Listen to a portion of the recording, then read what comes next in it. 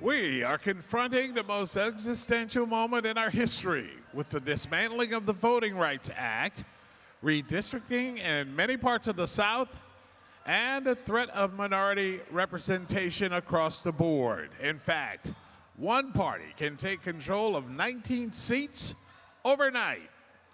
The next segment, Midterms and Voting. Please welcome to the GBEV stage all three co-hosts of the Native Land Pod, Andrew Gillum, Bakari Sellers, and Angela Rye. Plus, U.S. House of Representatives for the 10th District of New Jersey, Congresswoman LaMonica McIver. U.S. House of Representative for the state of Texas, Congresswoman Jasmine Crockett. And State Senator from the 5th District of Louisiana, including New Orleans, Royce Duplessis.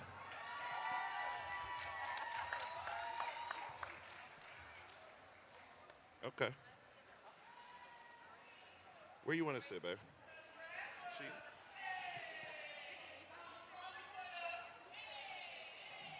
Y'all better get on in here. Get on in here. Yo, yo, yo. Let's talk about some things. Welcome home, y'all. This is Native Land Pod. There's some rowdiness going on right somewhere. But we're so excited to be here at Essence Fest. This is our third time being here. So really, really excited. We have some tremendous guests with us today. As you all heard, we got Senator Royce, Congresswoman LaMonica McIver, and Congresswoman Jasmine Crockett.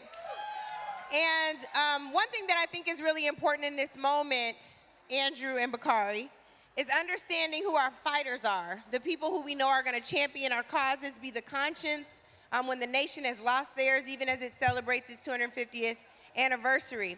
So I just want to thank you all for being with us today, and I'll yield to my co-hosts. 1, 2, 3. All right, good evening, good afternoon, everybody. I'm sure you've been hearing on the news, on the internet, so on and so forth, about redistricting and the withdrawing of power from black voters.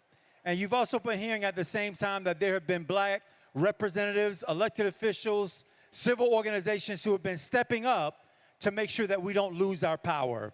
So today we want to have a brief conversation around what it is that we've got to do, each of us, me, you, and our cousins and them, to make sure that we don't lose the power that our ancestors, our forefathers and foremothers fought so hard for us to attain in the first place. So as we finish our introductions, just get ready for that very brief conversation where we work together to move power for black people forward. Bakari? I'm just happy to be here. So first of all, I'm from the big city of Denmark, South Carolina, where we have 3 stoplights and a blinking light. And my mom and dad always tell me the 2 most important words in the English language are the words thank you. And so before we start, I want to say a special thank you. And I think that we need to give a special round of applause to the young lady to my right, Jasmine Crockett. So thank you, Jasmine. And I ain't gonna lie to you, I ain't even recognize who she was when she came in. Her hair did, makeup on. Her hair is always did. I was like, Almost out of Congress. almost. And this young lady to my left has been going through more than anyone should have to bear. Sometimes, you know, when you say your prayers at night and you're like, God, I don't want to be your fiercest soldier. This year you could put me at the back. I've gone through so much. I want you all to pray for her to not only have a very healthy pregnancy, but a very healthy birth. And I want you all to pray for her to get through these trials and tribulations that they are putting her through.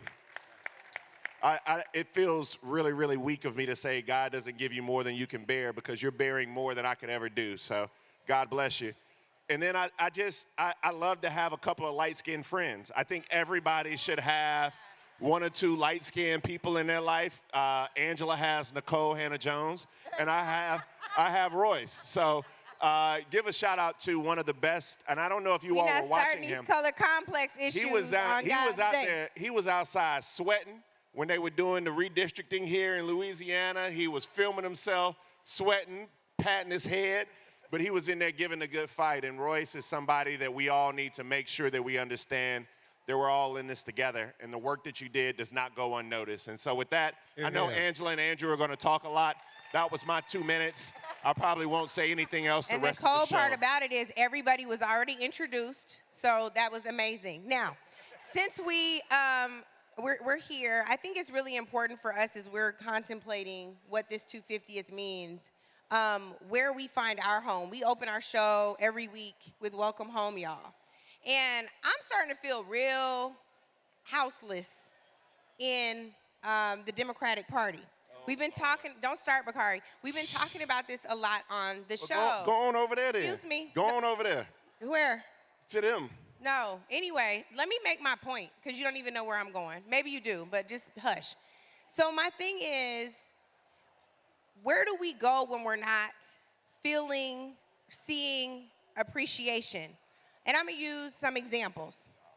The first example is LaMonica McIver. Many of you all have heard about her advocacy. The federal government indicted her for engaging in constituency services, making sure that Delaney Hall, which you all are reading about in the news regularly, hearing about and watching about all of the abuses at Delaney Hall, she was on the front end because she knew it was going to happen. And because the federal government couldn't handle what she did, they pressed charges. This woman is facing federal charges with child. I haven't heard about no legal defense fund from the party. That's my first issue, so Bakari can argue with himself. Second issue, some of y'all's favorite politicians were out campaigning with James Tallarico when we were fighting for our voting rights with redistricting. And I don't know where the folks were. And so our dear sister here is in the fight for her life, sometimes at odds with us. We don't always agree on every single thing, but around what happened with the Senate race. And we know that Jasmine is one of our fiercest advocates. We needed her in Congress, whether it was in the House or the Senate. We know we need Jasmine. And so Jasmine, I'm gonna speak for her, feels taken for granted. Royce, you gotta be a little more PC in the South sometimes. But I would argue that for the folks who are saying, the Dixiecrats who are saying, you just redraw the maps and some Democrat is going to win, even if it's at the expense of the legislative Black Caucus. I just see being taken for granted. So y'all tell me where we go from here. One of y'all. Was that a question? I will jump in. And if y'all know me, I like to make sure that the audience is actually awake and paying attention. And so my question, first of all, to the audience is, do you feel as if you have a home within the Republican Party? Raise your hand if you do. Okay, no, y'all, we got one now. One. Anybody feel like they got a home within the Democratic Party? But the reality is that there are so many people that did not clap for either. And that is the problem right now. Even when we look at the last presidential election, we know that more people didn't vote than voted for either the Democratic or the Republican nominees. And so the question is, what will it take for people to actually feel as if they have a home, specifically within the Democratic Party as Black folk? Now, when you talk about my little sister, I literally was tearing up because I don't feel like people understand how hard LaMonica has gone for this country. LaMonica is facing 17 years in prison. There are people that have raped children, and they haven't even been arrested. We know that they have raped children, and they have not even been arrested. In fact, the vast majority are lining their pockets right now. And this woman who decided to have the audacity to do what she was elected to do, which was to show up and do oversight, they decided that they basically wanted to say, hey, Black girl, we're gonna put you in your place because we didn't want you here in the first place. And that is akin to what I have experienced as it relates to trying to make sure that I could ascend to the Senate, because we need real ones at every single level of government that will not back down and will not bow down in the face of the hypocrisy that we see playing out. So number one, I'm gonna give you a task, because I don't believe in coming here and trying to pretend like it's all kumbaya. If you have never heard of LaMonica McIver, I am saying now I need you to go and donate to her campaign. I don't care if it's $5 or $10, but she is facing multiple millions of dollars in attorney's fees. And we already know that this DOJ is not a DOJ that has ever stood up and done the right thing for people that look like us, no matter what level of government we occupy. First of all, I just want to thank my sister Jasmine. Look, at the end of the day, I think it's really important that I want to hone into the point of the folks who did not answer the question that they belong either or, which is the scary part for me as we approach the midterm general election, right? So many people are so upset. They are staying home. They are not engaged. They are not informed. And that is what's going to make us lose big if we don't get out and we don't get people out to vote, especially those who look like us. They are disengaged and not informed, and it's because of, number one, we can talk about a lot of things of why it's like that, but specifically around candidates' messaging and how they're talking about how they're going to help you. Are they meeting you where you're at to talk about the things that matter to you most in your life? And at the end of the day, they're just not meeting the moment of that. But at the same time, we know that that doesn't mean we need to stay at home. We cannot stay at home at all. So that's number one, which is a lot of work that I need to do and that we need to do. But at the same time, as everybody's mentioned on this stage, yes, they are trying to prosecute me. They are trying to send me to jail for 17 years. Has it slowed me down? No. No. So if I can go through all of that, surely you can get folks to be engaged in the upcoming election. At the end of the day, there are so many people who fought for us to be here, for me to be here, so I cannot get weary in this moment. No matter the intimidation, no matter the bullying, no matter how much they come up against me, no matter how much this case costs for me to fight it, at the end of the day, they're not gonna snatch my joy. They're not gonna snatch my responsibility to serve the people of New Jersey's 10th Congressional District and this country, because Donald Trump and the DOJ didn't appoint me to be here with you all. The people elected me to be here, and so that's why I continue to stand up and do the job that I need to do, because at the end of the day, they're not gonna stop me from doing that. And so we all have to have that type of courage. We need political figures, right, Congresswoman? We need political figures in this moment who are not punks. We don't got time for you to be no punk. This is not no scary work. This is serious work. It is dangerous work sometimes. And at the end of the day, when you take an oath and you say you are going to represent people, you got to be up for the fight no matter what.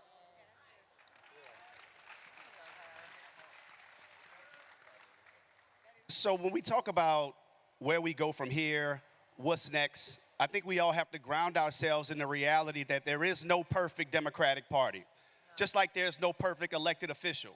So let's rid ourselves of that fallacy. But when it comes to achieving what we deserve, we gotta lead the cause ourselves.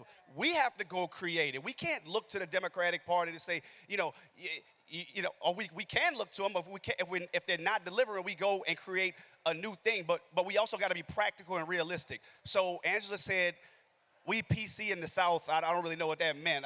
We have to catch up on that. But we in the super minority in the Louisiana legislature, right? Super minority. And if you don't have basic math to get a simple majority, you can't pass anything. The point being is that until we start showing up and getting people elected outside of Orleans Parish, East Baton Rouge, Shreveport, and other places, we're going to continue to lose. But we know that the majority of the people in this state do not accept or agree with the policies of the Republican Party. You have a governor who's Republican. You have 2 U.S. senators who are Republican. The Speaker of the House is Republican. The majority whip is Republican from Louisiana, right? They dominate, but we still rank at the bottom in terms of everything. Yep. We still rank dead last in terms of everything as a state: healthcare, education, criminal justice. So my message to anybody who's unhappy with the Democratic Party, I would hope you don't look to the Republican Party, but let's push ourselves as a Democratic Party to be better. And historically, I just want to point this out because we're in Louisiana. Today is the 4th of July.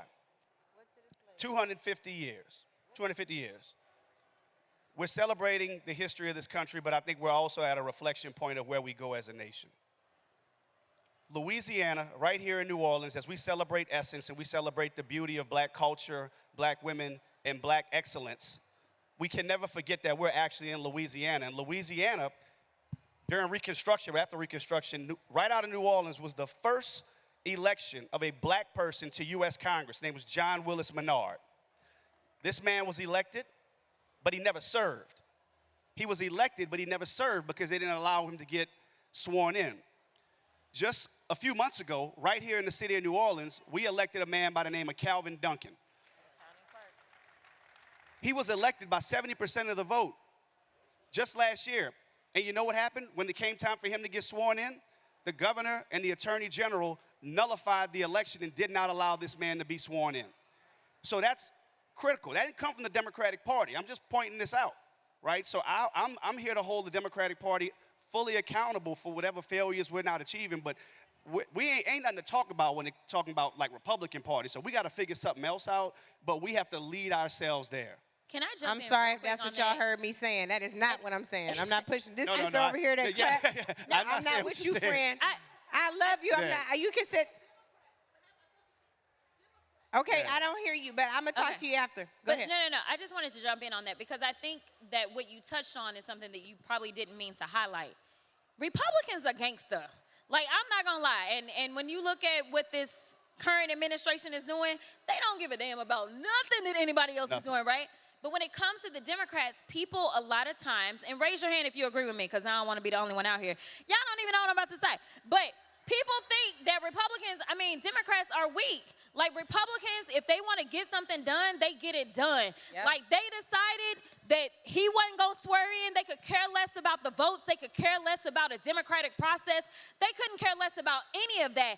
They decided that that black man was not going to swear in, and they did the thing. But the question is, where are the Democrats on answering on the other side when it comes to delivering for health care, when it comes to delivering for education? Like, will we go balls to the walls? And I think that that is why you end up with people that are like, you know what, I don't really mess with either one of them. Because it's like, I don't agree with these racist Republican policies, but at the same time, I'm not going to sit here and be like, well, this weak person has my back. For sure. So 100%. can I just jump in real quick, because you have a lot of people who are here and they're here to see you all, and they come to Essence and they drink good liquor and they get dressed and we go to white parties and we celebrate what it means to be us, right? But I think a lot of people need to understand or ask themselves how or what. And so the question I have for you all is, yes, we have castigated, and yes, we have chastised, and yes, we have clearly identified what the issue is. But what can people in this room do? And I think that a lot of people want to leave here with something. Like, they want to leave here with a tangible ideal about what they can do to change their plight. When you go to CPAC, when you go to TPUSA, when you go to all of these GOP conferences, they always leave you with concrete ideals about Why do you know that? Because I watch them. Okay, I'm just checking. My daddy used to tell me, when I ran for office in 2006, when I first got elected, I would watch Fox News and I would watch Rush Limbaugh, because my daddy would say, you have to know what they're saying about you. You literally have to know what they're saying about you. Let us find no TPUSA goodie bag. We're going to ask Ellen. That's why I don't take Angela nowhere. So anyway, so what my question for the three of you all is, with this audience, and sometimes it's a hard question for us to answer, but what can we tell this, because at the end of the day, we are people who could afford flights. We are people who could afford a hotel. We are people who could afford Fashion Nova. Some of y'all are wearing Fashion Nova. I know it, I see it, I recognize it. But we are people who can be here in this space. And so my question is, what do we tell people in this space about how to improve our political plight? Well, I think that's a good question. One is that we have to take some responsibility ourselves for where we're at, right? Stick with me. One, a lot of us, especially black and brown people, we think that the civic process is only going out to vote. That's it. Like, and barely doing that. After that, we let folks who we vote in just go and roam about their business. And then we get mad when they do not do the things that we want them to do to make our lives better. No, you have to stay on their ass. literally, we meet with lobbyist groups all the time, different folks who are like, this is what I want, this is what we want. And sometimes those lobbying groups don't look like us. They are not out there driving the force for the things that matter for them and their lives and their communities. And you have to make sure that you are holding people's feet to the fire past the election day. Once they get sworn in, you on them all the time. You're engaged, you're informed, you're staying into the fight. And that is what we have to do. We can't just vote and then get out of the game and think that someone's just gonna have your best interest at heart. Look, we're elected officials, but at the end of the day, what makes me the best elected official that I can be in this moment is me listening to the people that I serve, me talking with them, meeting with them, and them telling me what it is that they want to see happen, because I don't have all the answers. And those are the types of people you have to elect, who are delivering real results and making sure that they are advocating for what you want. And when we're not in that game, you're getting looked over. And so that's the first thing that we have to do. We must be engaged and make sure that we're holding people's feet to the fire, because no matter who we elect this November, right? A congresswoman, whoever we elect, if you don't make them accountable and responsible for your needs and for your community needs, then they're not gonna do anything. They're gonna do just like what folks are doing, turning their back on you and going on about their business. It's like I heard Reverend Al Sharpton say, we got free and we went rogue. Like, we forgot. We ain't free, though. Yeah. I ain't gonna lie. Bakari, before you go. The crazy part about freedom is we ain't free till we all free. But go ahead, Andrew. Or at least half of us. Yeah. But Congresswoman McGovern brings up a really important point that hopefully the other two panelists can speak to, and that is put some contours to what does it mean to hold our elected officials accountable, particularly in the black community, because a lot of times it is rumored that the black vote goes the cheapest. It's the cheapest vote. It is, you show up at the barbecue, you show up at the dance, you call out somebody's name, first, middle, and last, everybody They go laughs. to the church house. But it's the cheapest vote. So that's the cheapest vote is the one you don't have to pay much attention to, you don't have to maintenance it, you don't have to really care for it. You just go back and do the same thing you did the last time, and guess what? They show up.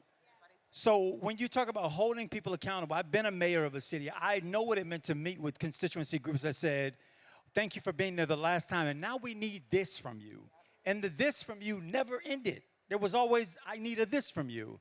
What does accountability look like when it turns from our people holding our people, those who are elected and look like us, accountable to the voter? I'll jump in really quickly, just because you didn't hit my whole spirit with this cheap idea. Ashley Etienne actually just did an article that was published by Essence, and in this article, she said that when they did this autopsy of what happened with the DNC and where they spent the money, 1% of the money went to black folk, went to black media, went to black outreach, 1%. Do you know who is the most loyal to the Democratic Party? It is black people. So you had 93% of black women vote for the Democratic nominee, and close to 80% of black men vote for the Democratic nominee, and we lost, and they continued to spend money sinking it into people that were never coming to support our party. So we can start there when we talk about investments, because I believe that we need to make demands. I've been trying to pump up, PBS has some good, so long as PBS exists, y'all. PBS has some good documentaries, and they did one specifically about Barbara Jordan. Now, I love me some Barbara Jordan as a Texan and a congresswoman. One thing I learned when I actually watched it, it's called The Inquisitor. It is really, really good, and it's short. Y'all should watch it if you've not seen it. But Barbara Jordan goes on stage at the DNC. She gives this amazing speech. And everybody is pumped up because they've now heard the eloquence of Barbara Jordan. So then Barbara Jordan is asked to go out on this presidential campaign for somebody that they didn't necessarily think had a chance of winning. That was Jimmy Carter. She goes out, she campaigns, she hollers at black folks, she gets them to show up. Jimmy Carter wins that election. They ask, Barbara, what is it that you want? Barbara says, I want to be the top attorney for the United States. Now, this is after she done tore down Nixon, done her thing in judiciary, and all the things. Way before going viral was a thing, she went viral for tearing down, at that time, the most corrupt president we had in the United States. And you know what they told that black woman? They told told her, oh, no, we got to put a white man in. So let me be clear about this. It is time for y'all to start to be transactional about your votes. It can't just be a matter of, oh, you want to get into office, and so, yes, you need me right now, but you don't ever show up any other time. Number one. Number two, you don't invest in my community. Number three, what policies are you working on that are actually going to better my economic situation, my health situation, my educational situation? It is not enough just to be that you're not the racist Republican, but that is what has happened with black folk, as they understood that we couldn't be a party with the people that actually want to lynch us every day. And so we sit up there and we say that we are just voting for mitigation, but it's actually time for us to vote for uplift. And unfortunately, so many of these candidates do not care about uplifting us. This is why we have not advanced at the level that we should have at this point. So show up to city council, show up to the state house, and come to the U.S. House if you can afford to, because every single house is called the people's house. This is where they can look you in your face and they have to tell you, yes, no, we only looked at you as a line item that we were crossing out.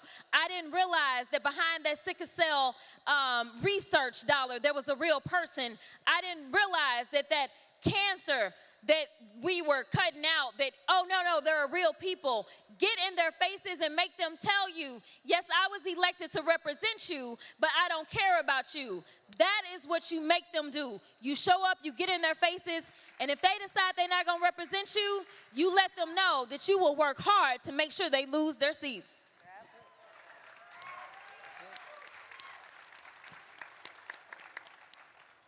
I want to start by answering Bakari's question really quickly about something tangible. This is not sexy. This is not anything that's probably going to get you excited.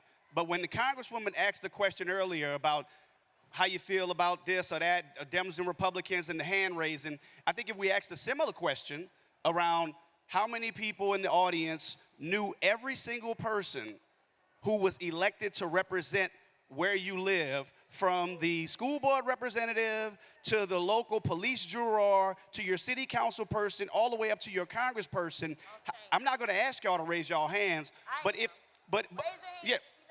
you know every single one of your elected officials, every single one, right? It's okay if you don't. So my challenge is when you leave here, go and find out every single person who's elected to represent you.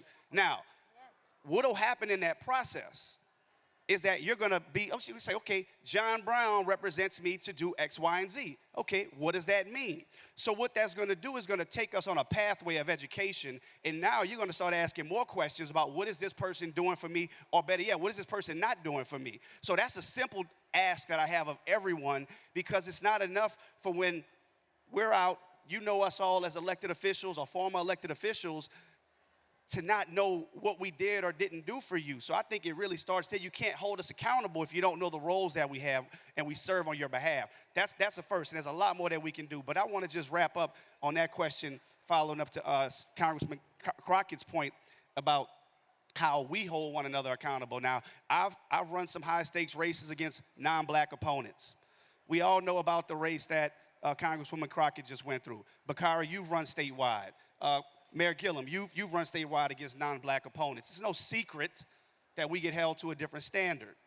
My whole thing is, if you're going to support somebody who's not from your community, that doesn't look like you, you make it clear to that person that they understand the disparity and that they understand that the candidates are held to different standards, right? So when it comes time for accountability, they have to have some track record or some history of showing that they've been showing up to address those disparities and to address that, because we're not honest about those things. Nope. We're really not. And I'm going to say it. We're not honest about the fact that we get held to different standards. And obviously, Congresswoman Crockett and Congresswoman McIvers, they are the standard bearers for that disparity, unfortunately. But I think we got to have more of those honest conversations. That is so real. So I have a question.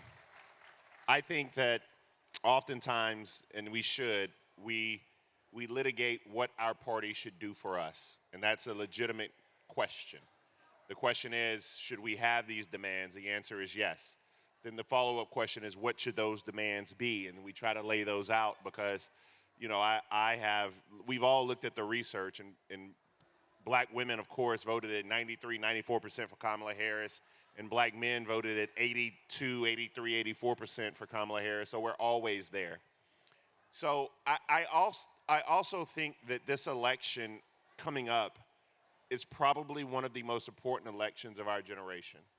And we say that all the time, right? It feels like we say that all the time. But I have not been in spaces where people have been more hurt than they are today. Yeah. The pain that people are feeling right now, the single mothers that are not only nurses but then have to do DoorDash on the side, the teachers that have to go and teach our kids and still pick up part-time jobs. I mean, trying to make ends meet right now has become a gargantuan task, and so I believe that. I say all that to say, and this is a question for Jasmine more particular, because I think too much pressure and questions have been asked about what is Jasmine Crockett going to do in this election. My question to you is, what does James Tallarico have to do? Did I pronounce his name right? Yes. What does James Tallarico have to do to get Jasmine Crockett out and get black voters out and transform the politics of Texas? So I'm gonna be very, very honest. That's why I asked, because I knew you were going to be honest. If you know anything about me, you know that I have always been unapologetically black. That does not mean that I am anti anybody else, but Lord, do I thank him for making me a black woman. And so with that, I think y'all need to understand the background. You see, I could have gone back to the House. I could have figured out a way to get back to the House. I would have been elected. I had the best re-election numbers of any incumbent that was challenged in the state of Texas, Democrat or Republican. I could have made it back to the House. But the House would have been comfortable. I would have been one of 435. The reason that we don't have a lot of nice things is because we have a raggedy Supreme Court, and that came through the Senate, okay? So if I say that I'm a public servant who actually wants to make a difference for the very same people that are the reason that I show up every day the way that I show up, then the challenge wasn't going back to the House. The challenge was actually flipping the script in the state that has more African Americans than any other state and deciding that I would show up as one of 100 in the Senate so that I could make a difference and use my background as a trained lawyer to make sure that I was tearing apart any single nominee that came before us and made sure that I shut that down. But just because somebody is a nominee as a Democrat, it does not necessarily mean that they have black people's issues at the forefront. So I just want to be clear about that.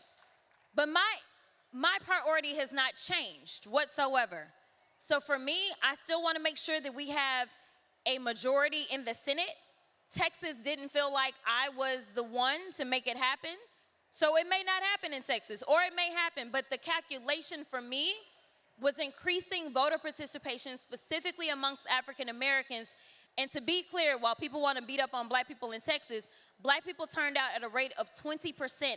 Anglos turned out at a rate of 7% in my primary, and over 90%, 93% of black folk, that is black men and women, voted for my candidacy. So I want to be clear about something. I am still focused on us. That is my main focus. So that may run through Mississippi, where a black man is now the nominee to become the next senator in Mississippi. It also runs through states where they are redrawn lines, such as in Wisconsin with Mandela Barnes, where I anticipate I am going to participate, or Stacey Plaskett, who is running for governor of the Virgin Islands. You see, I am going to do everything that I can to make sure that I have the right people in position to make sure that we can minimize the harm specifically to black people, not just in one state, but throughout the country. So for me, I am going to be working everywhere. The best thing that I can do for James Tallarico isn't me standing on a stage with him. It is the fact that I endorsed 5 candidates in the runoff who all happen to be black men in the state of Texas, and every single one of them won, and they're going on to November, meaning that they will pull out more black people to vote. People keep trying to say, well, Jasmine has to go and hold his hand. No, I don't. And don't worry about my math and how it works in my mind. Because the reality is that if you can give people more than one thing to vote for, then you have a better chance of getting them out to the polls. And honestly, some people just not gonna be sold on certain people that are running in the state of Texas. So the best thing that I can do is take down ballot candidates who no one's ever heard of and do my best to uplift them and increase the voter participation in a way that we did in Texas. You see, a lot of haters got a lot of things to say about me and my race and how I ran it, but the reality is that there was a lot of racist, not a lot, it was racist. It was a racist race. It is what it is, right? But we live in America, as y'all are celebrating 250, okay? We know what this country is. But let me tell you the facts. There is no race that turned out more people to vote ever in the state of Texas except for Barack and Hillary. Did you hear me? Literally, our Democratic nominee during a presidential year last term got 500,000 votes. I got over double that. And I still lost. So listen, I say this with all sincerity. I am doing my part, but I also want y'all to recognize something that the senator said earlier. The reality is that people hold me to a completely different standard. The fact is, we have never seen anybody, quote unquote, be pressured to jump into a Senate race to help out their opponent that beat them, ever. This is the first time we have ever seen this in this country, and it just so happens that it ended up being a high-profile black woman. I am nobody's footstool, but I believe in doing everything that I can for the betterment specifically, not to the detriment of anybody else, but specifically for black people, and I am committed to that. I will continue to do that work. Amen. And that's that on that. Okay, so we have calls to action, and we got to be quick. So calls to action. Well, I'm going to say mine, because I don't know if everybody's ready. I'm going to give y'all just a second. Jasmine raised an excellent point about supporting LaMonica McIver. In order to support the Congresswoman in all of these very expensive litigation costs associated with a trial that she should not be facing, the money has to go through her campaign. So I highly encourage you all to donate that. Also, just in case Merrick Garland was feeling blacker than normal, Merrick, if you're watching, why don't you go ahead and get your firm to donate, because you ran us through this, friend, okay? So why don't you go ahead and do that to your former Attorney General. He can definitely support with some pro bono services. Go ahead, Royce. Your call to action. Yeah, so I'll reemphasize what I said earlier. Find out who your representatives are. I know it sounds super basic, and when we say go out and vote, I'm talking hopefully to a bunch of voters right now, chronic voters, but go out and tell all of your other folks to vote. This November election is going to be crucial. It's already been said, probably one of the most consequential elections in our lifetime. So if we don't show up and take back this House and take back this Senate, y'all, it's going to be worse than it's ever been. So please, just get out there, do your part. Find out who your elected officials are. I don't care, from dog catcher to U.S. Senate, and just go out there and vote. Do not give away your power, because choosing not to vote, while we understand the frustration and the disaffectedness that exists, by giving away by not voting, you're surrendering your power. So that's always my call to action. Very straightforward. Thank y'all. And we're almost out of time, but I just want to emphasize. Almost. That thing say 0. Oh, okay.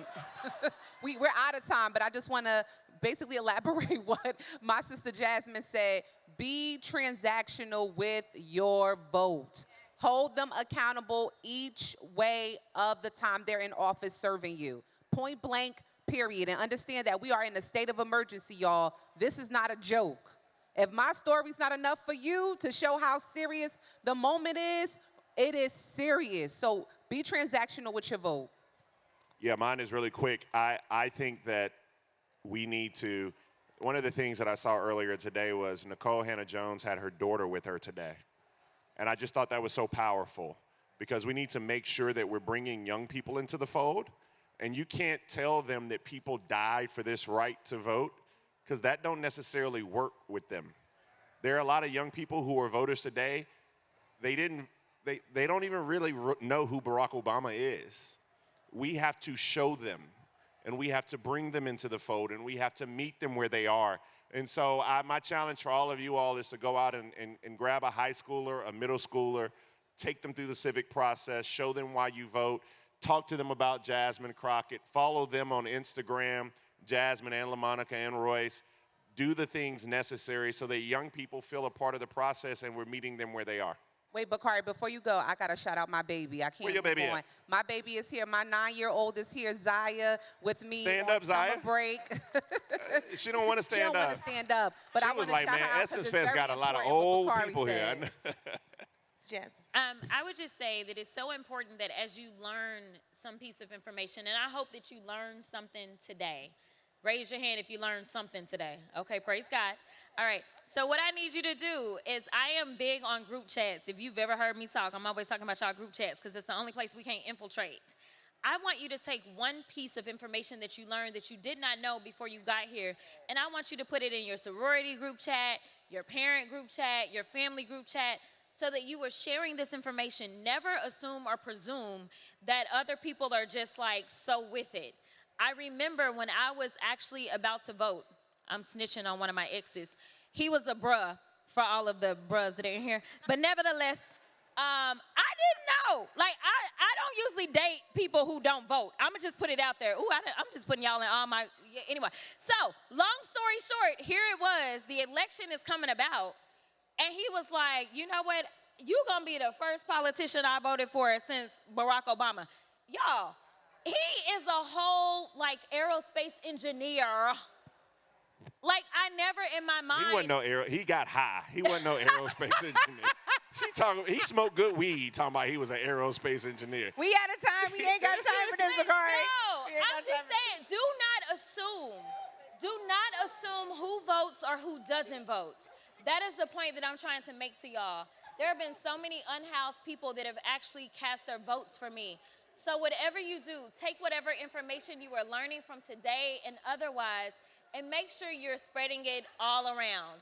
I can't believe you said that. I can't believe you. Trying to make him look good. He didn't vote, but he was Jazz, smart. No, he wasn't. Jazz, that might be the name of the show now, because that's funny as hell. I just want to do one quick shout out, and I'm going to my brother Andrew for his call to action and close this out. Kristen Powell, please stand up. Please stand up, sis. Black Census Project. If you haven't heard about it, Black Futures Lab has a booth right over there. Please take the Black Census Project. It's also important, Senator Royce, to know your electeds, but you also want to make sure they know what you demand and desire. Andrew Gillum. I just want to double down on Monica MacGyver. Y'all, she's being federally prosecuted for doing her job. We got Republicans and foes on the opposition who make it their math to show us every kind of way in which they can take us out of the process. They take us out of the process through an election, through a Democratic primary. They take us out of the process by changing the rules of the game in the middle of the game to set us up for the loss. They also take us out by taking otherwise innocent people, prosecuting them. Whether they win or lose in that prosecution isn't the point. The point is to put you through the battle. Make it so plain that this place and this space is not for you. Let's prove them otherwise in the case of Monica MacGyver by whatever you can do, $5, $10, $20, $25, more. Please, please, please put that resource behind her. She needs our help. And we also got to show the other side that we don't go down that easy, all right? We don't go down that easy. So that's my call to action. Let's throw our money where our mouth is.